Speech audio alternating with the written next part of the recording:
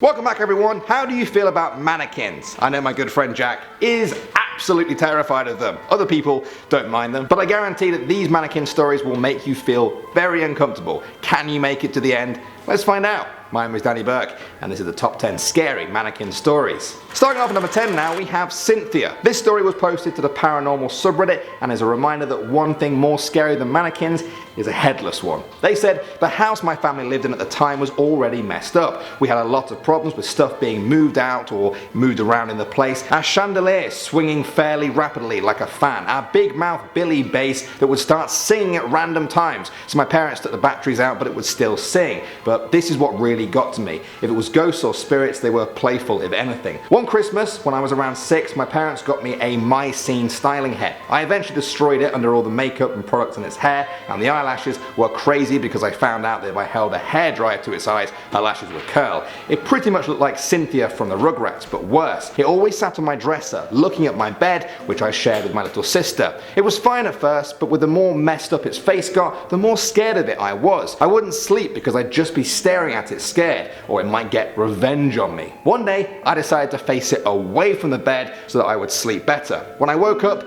it was staring at me. I tried again a couple of times, but I always woke up to it staring at me. I wanted to throw it away, but we were so poor that I always appreciated every gift given to me because I knew how hard it might have been to get, and throwing away anything gifted to me made me feel guilty. Eventually we moved, but I took the monster doll head with me. I was having a lot of nightmares and I thought that it was because of the doll, so I finally threw it away. The next morning I woke up, and guess who's next to my bed? That damn styling head doll. This is when I freaked out and did everything I could to get rid of it, but I was too scared that burning it would make a demon come out of it. After days of nightmares, my dad was going to the dump, so I made him take the messed up doll with him. I had nightmares after that of the doll coming back for revenge, and I was constantly afraid of any mannequins for life. Next up at number 9 now, we have The Mannequin. Now I know that title could probably apply to any of the stories on this list, but that's literally what Reddit user Tesla Sloth called it. They said, for the most part, working at the woman's clothing boutique was great. I got hours when I needed them, time off to visit my sick aunt, solid pay, dental benefits, and discounts on alterations. The only dark mark on the whole experience was Harold, the franchise owner.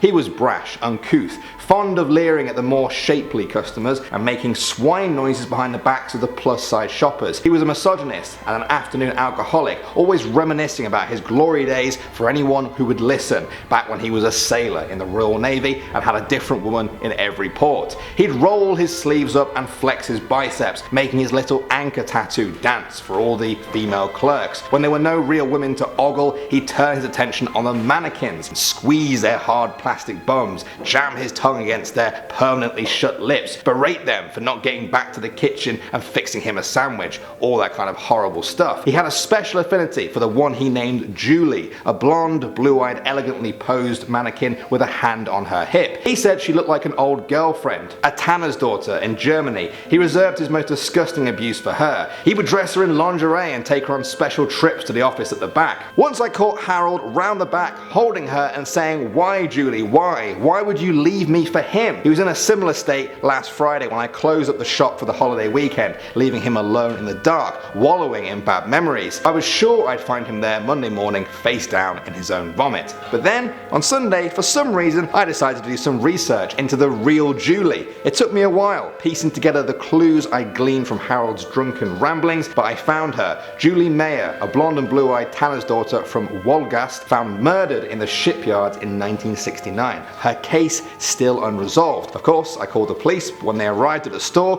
which was shuttered and locked from the inside, Harold was nowhere to be found. They figured he must have heard the sirens and escaped through the underground electrical tunnels while they were sawing through the gate. A man matching his description was spotted boarding a plane in Heathrow, though it had already landed in Madrid before the police caught wind of it. Julie was still there though, at the back of the store, sporting a sharp new leather sports jacket, one that none of us could trace to any section of the catalogue. Curiously, it had no tags, but when I turned it inside out and tore out the lining, I found something tattooed on the leather, an anchor from the Royal Navy. Moving on to number 8 now, we have the mannequin murders. In 1980, in the town of Elkridge, Maryland, residents of one street woke up to find someone had hung the top half of a female mannequin from a tree. It was covered in red paint. They took it down and tried to think nothing more of it until a month later. On that same street, the body of 70-year-old Rebecca Davis was found. She had been stabbed in the neck several times and buried in her own backyard. Locals believed that the killer had hung the mannequin before as a symbol of their accomplishment. This theory was only strengthened when the same mannequin appeared on another street with a knife in its back. Between 1979 and 1989, 6 women were killed in that town, and they've since been referred to as the mannequin murders. Next up at number 7 now, we have the cabin. This is a story from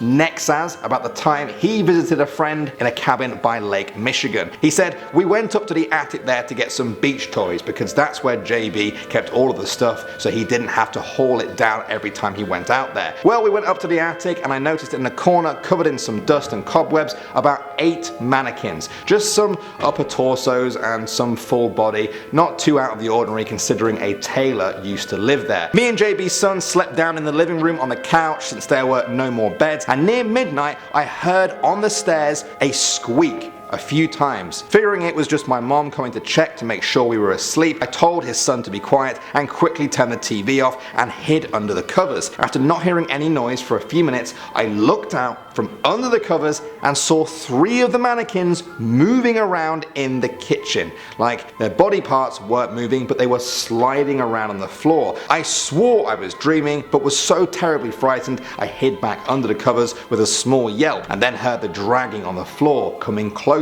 I peeked out to see one of them just a few feet from the couch. I hid back under the covers and shut my eyes tight, hoping it would go away. The next morning, I got up and tried to not think about it, really hoping it was just a bad dream. But when we went back up to the attic to put the beach stuff up there, the mannequins were in different spots and weren't covered in cobwebs anymore. Don't believe me if you don't want to, but it happened and I've been scared of mannequins ever since. Moving on to number 6 now, we have Pascuala. That's the name of this mannequin that has stood in a bridal store in the town of Chihuahua since 1930. Back then, locals said it looked a lot more like the daughter of the man who owned the store. A rumor spread that the mannequin was actually the embalmed body of the woman who had recently died on her wedding day after being bitten by a black widow spider. The owner at the time, the mother, firmly denied this. A woman who changed the mannequin's outfit in the store swore that this mannequin was different from the others, that it was too real, that it was nothing like the other mannequins there, that it was actually a real person. Take a look at the pictures for yourself. Moving on to number 5 now, we have the mover. This story was shared on Reddit by Mantis914, and it's the reason why he's scared of mannequins to this day. He said, "When I was little, I used to have an irrational fear of mannequins, which to this day I am certain was due to me seeing one move. I have a faint memory of one of the times my mom would drag me to the mall where we would go shopping for stuff and look at clothes, and there being a specific mannequin at the store that I particularly despised being around because it gave me the creeps just looking at it. I remember that it was missing fingers, and the thing that made me scared about it was that it was one of the rare mannequins that faced a little bit downward and always seemed to be watching me. I always kept an eye on it when I was anywhere in the vicinity of that horrid mannequin, and one particular time I noticed that the whole hand was missing. However, the thing that really got me was that it was now looking more upward and was for sure the same mannequin. I was so horrified that I kept saying, 'Mom, let's get out of here.' Of course, my mom was mortified at some of the other ladies shopping who overheard me and were trying to figure out why I was so distressed. In the end, we had to end up leaving the place, but I'm very sure that mannequin moved. Coming in at number 4 now, we have the John Lawson house. This house is located at 9A Main Street, Wapping Falls, New York.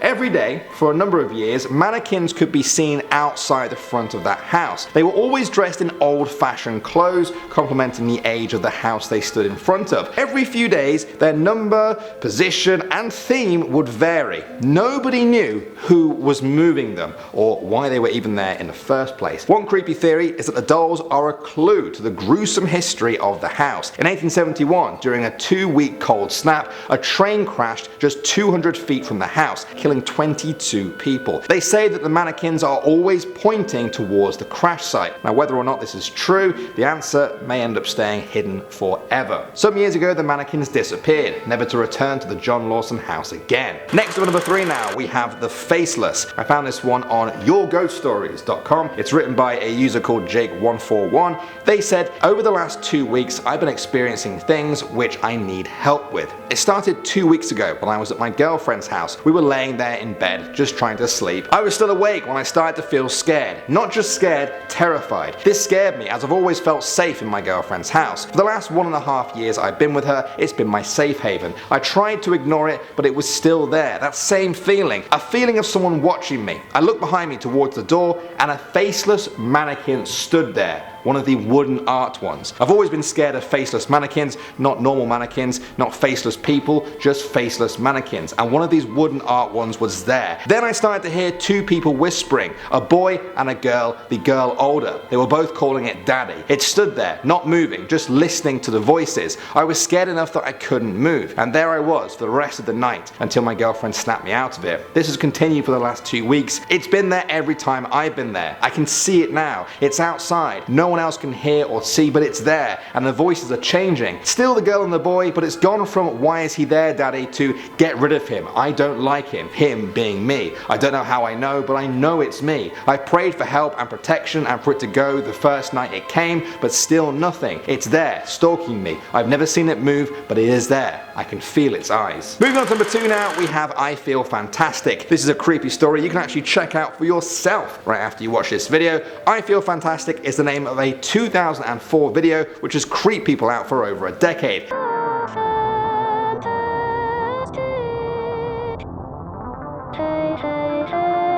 The mannequin's name is supposedly Tara and was created by a man called John Burke. She's programmed to sing these creepy songs and the video shows her in different positions and outfits. The description box contains a cryptic message about a figure in Greek mythology who created a statue bride for himself. The internet has come up with a number of theories about the video, one of which is that the video's creator killed the real Tara, put her clothes on this mannequin and even showed the spot where she was buried outside. I recommend watching the whole thing. It's very, very creepy. And finally, number 1 now, we have the department store. This one is from scaryforkids.com, but it creeped me out, so that's why it's on the list. It goes, this is a creepy picture from Japan that is said to be cursed. If you want to be safe, you can read the text, but do not look at the image. In 1972, there was a terrible fire in a department store in Senichi, Osaka in Japan. The fire started shortly after the store closed and it spread quickly. There was a cabaret on the top floor and many employees and customers were trapped. Some died of smoke inhalation. Others who couldn't stand the heat and the smoke jumped out of the windows. All that could be heard was a sound of breaking glass and horrible screams followed by a sickening thud as people fell to their deaths. They say it was a gruesome sight. The street below was covered in pools of blood. In all, 118 people died and 78 were seriously injured. It was the worst building fire that had ever occurred in Japan. Ever since then, they say the area is haunted. The ghosts of those who died roam the streets after dark and in the building's toilets. Many people have seen ghostly figures reflected in the mirrors. The photo you will see is of some department store mannequins that were burned in the fire. They say that the picture is cursed. People who view the picture claim to have had horrible recurring nightmares about the mannequins. In each dream, they hear a voice saying a number, and each time the number gets lower as if it was some kind of countdown. They also hear strange knocking sounds on the windows and doors when they are awake and catch fleeting glimpses of ghostly figures out of the corner of their eyes. Sometimes they die in an accident under suspicious circumstances. If you don't want to experience any of these symptoms, please do not look at the image. You have been warned. Don't worry guys, the editor has shown the image. You're gonna be fine, trust me. Alright guys, that was another kind of long video, which means a very short outro here. Thanks for watching as always. My name is Danny Burke and I will see you all in the next video.